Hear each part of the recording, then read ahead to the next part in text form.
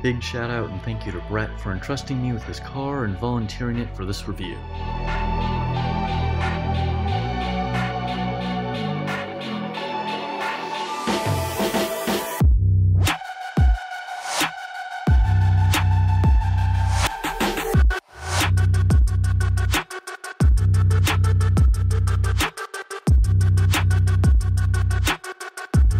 What's up, fellow drivers? Today we are going to review the BRZ slash GT86 or FRS triplet thing. This one's a BRZ. I'm actually really excited for this because this is a car that has gotten a lot of enthusiasm from the, well, enthusiast community. And I've gotten to drive this a few times and I'm really excited for this review. So let's see how it do.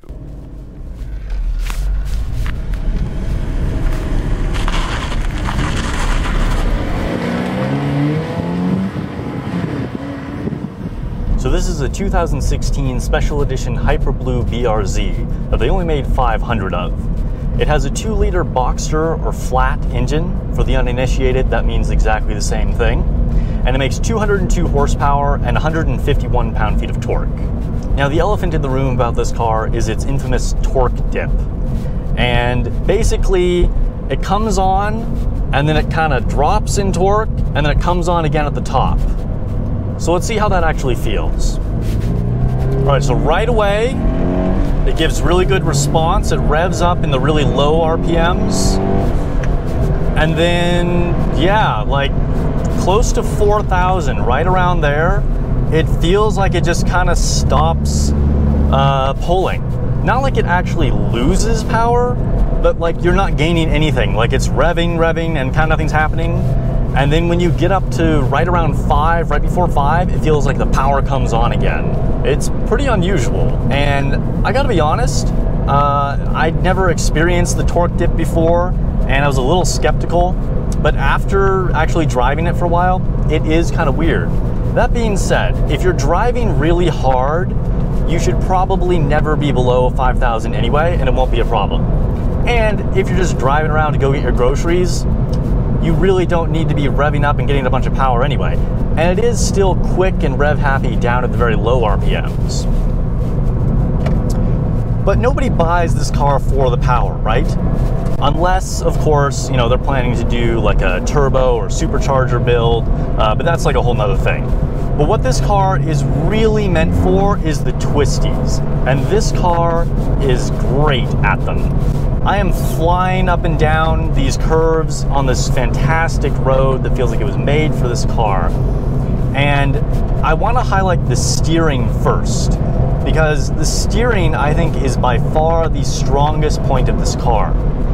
I have not personally driven more than maybe, I don't know, 1 or 2 other cars that in a stock form has steering feel like this. Maybe none. This is definitely up there in the top 3 though. I feel immediate turn in, there's no slop, even from just that tiny little jiggle of the steering wheel I just did. I got response right away, like the car twitched back and forth. I feel like I'm getting communication.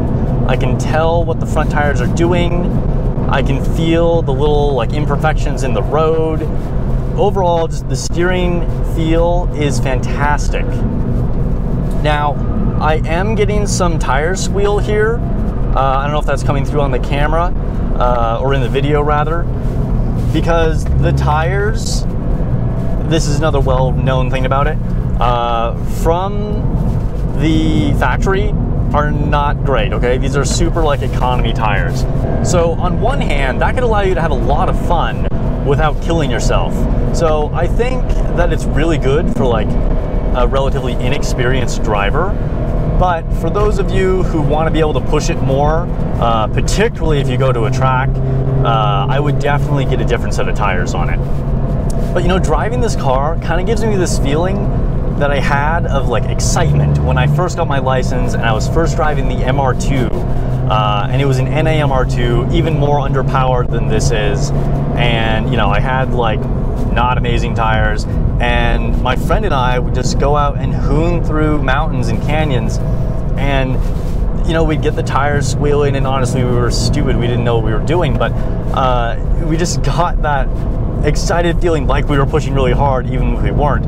and I haven't experienced that in a long time. And so I kind of get that almost childlike excitement from flying around these corners and pushing the car to its limits, even if the limits aren't that high. Now, that being said, I'm in an uphill portion here, and although I said that its limits aren't that high and that it doesn't have a ton of torque, I still feel like I'm going pretty quickly up this mountain.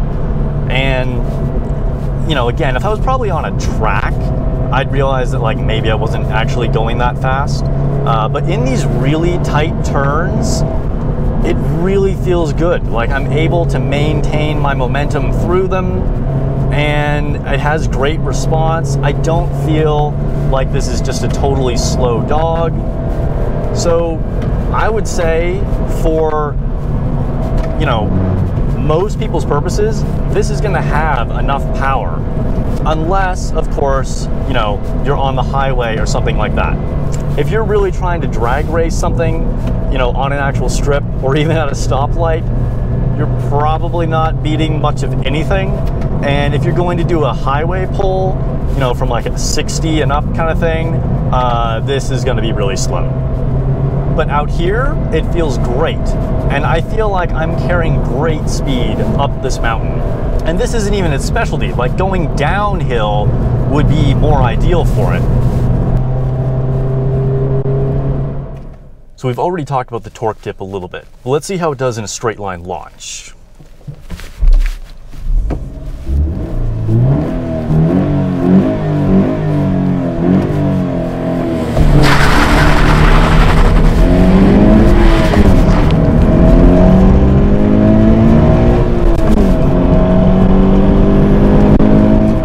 Okay. Got some good wheel spin there. I had traction control off. I actually tried it a second ago, which I'll show you, with just the sport mode on and the traction control on. Didn't go so well.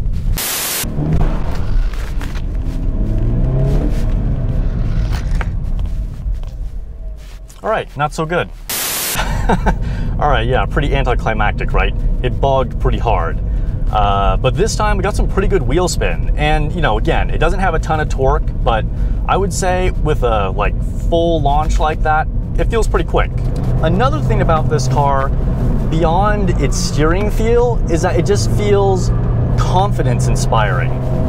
Like, it feels so balanced and neutral. Like, I don't feel that the tail is suddenly gonna fly out, or I'm gonna understeer massively and you know, push into the guardrail or something on a sweeper.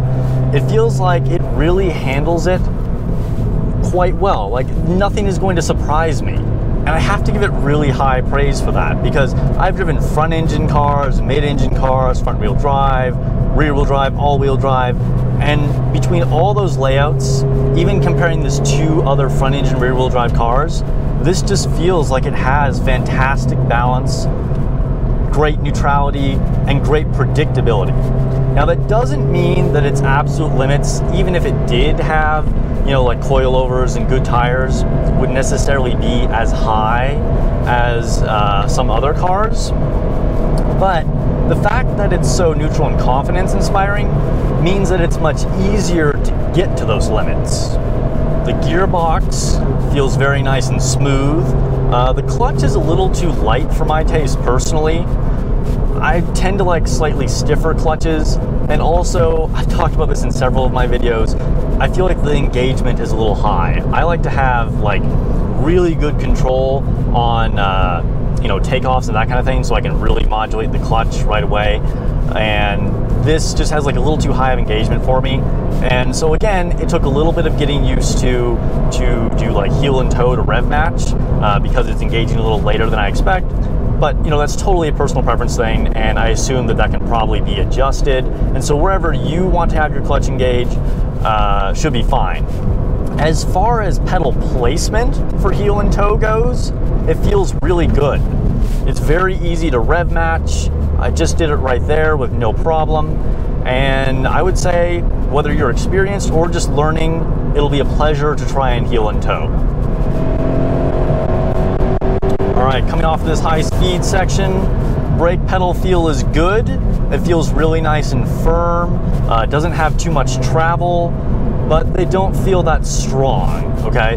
It's adequate, but I would like a brake upgrade. I would probably at least do pads. And of course, if you're gonna add power, a big brake kit is probably a good idea, because I would say the brakes are probably, you know, just good enough for what they are right now. They're not lacking, they're definitely not bad, but I wouldn't say that they're at all over braking for this car. Another really high point of this car is the seats. These seats are so good. I think these are some of the best stock seats that I've sat in. The bolsters are really good, but it's not like overly crazy bolstered. They're still comfortable. I would say the only stock seats that I really prefer are maybe the GTRs. I feel like those are on a slightly higher level, but overall, these are fantastic. I feel like I could drive for quite a while without getting uncomfortable in them at all, and they're holding me great through these turns. And going downhill, I don't know, going downhill feels so good in this car because power is definitely not an issue, and it just handles these turns so good. And look at this road. It is beautiful. I feel like this road was just made for this car. Okay, so what else about this car? Let's just slow it down a little bit. Shut it up a little bit so we can hear everything, cruise down the rest of this hill here. How about the look of it? I've got some good gauges, tachometer right in the center, revving up to about 7,500. I've got my speedometer to the left. It's a little small, honestly. Maybe if I could just make a small criticism, I'd make that a little bit bigger. No pun intended. And then over on the other side, we've got fuel, and I have the sport mode on with the light on for that, engine temp and that kind of thing. Now, speaking of the sport mode, I gotta say, I don't feel a big difference. I feel like I might have to drive this car longer and, you know, go down a stretch of road with it on and then go down a stretch of road with it off. And to get a really good comparison, I want to say it makes the car feel a little sharper, but that might totally be a placebo effect. This whole center console here, I really like the look of. I love these switches, and they kind of remind me of what's in the Mustang, honestly, which is not a bad thing at all. If any of you guys think that I mean that as a criticism, I think those are actually really good looking. They're really easy to reach. They have a good, clean look. They have kind of a satisfying feel to them when you press them.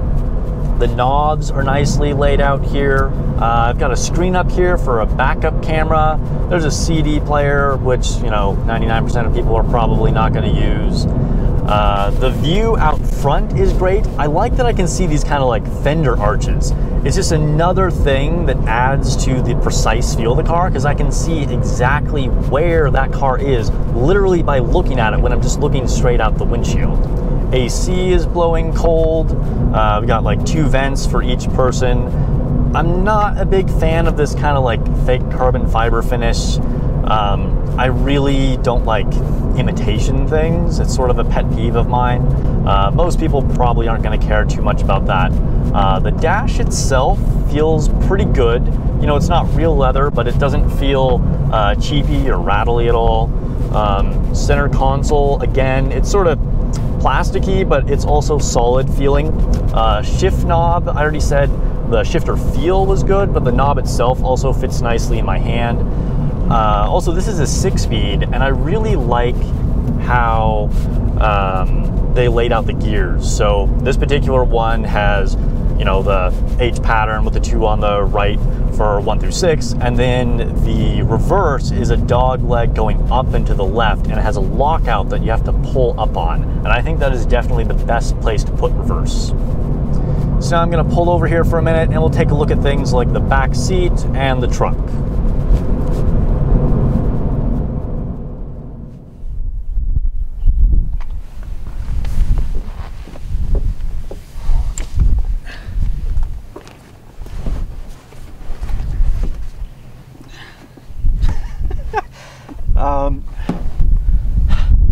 So back seat room is bad, like really bad. I suppose you could have a really small child back here, but I'm really not that tall, and my seat is currently in my driving position, and I literally can't get my feet flat on the floor, much less my knees if I was to pull this back all the way to where it needs to be. Yeah, headroom is bad too. It's just bad.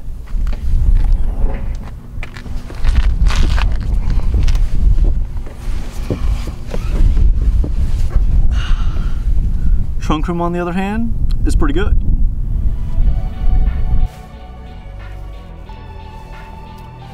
Some other interior options to note are the heated seats, which are nice. It's not cold enough for me to actually want to use them, but those are nice to have. Also, it has dual climate control, and the interior leather feels really nice here on the door panels.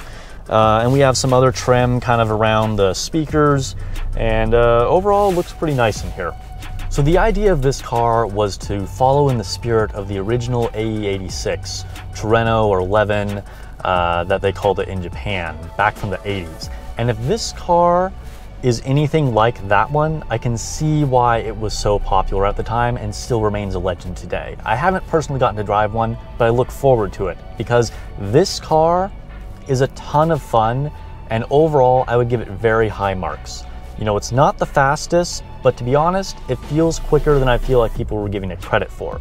And if you want an awesome Canyon car, I'd highly recommend it.